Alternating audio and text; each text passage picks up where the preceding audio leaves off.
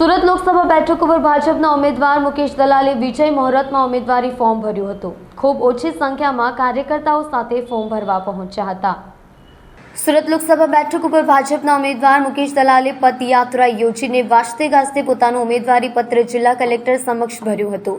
ઉમેદવારી ફોર્મ ભરતા પહેલા પોતાના નિવાસ સ્થાને પૂજા પાઠ કર્યા હતા।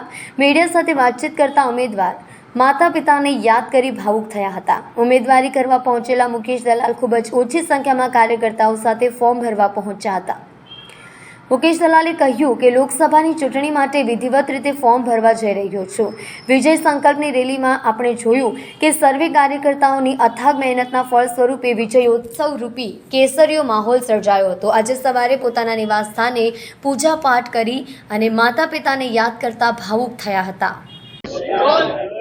मैं Bharatiya Janata party parliamentary board, हमारे आदरणीय प्रधानमंत्री श्री नरेंद्र भाई मोदी साहब, श्री अमित भाई शाह साहब, श्री जेपी नड्डा साहब, हमारे प्रदेश के अध्यक्ष आदरणीय श्री CR पाटिल साहब और हमारे मुख्यमंत्री श्री भूपेंद्र भाई पटेल साहब का मैं शुक्रिया अदा करता हूँ कि इन्होंने मुझ पर विश्वास रखा है।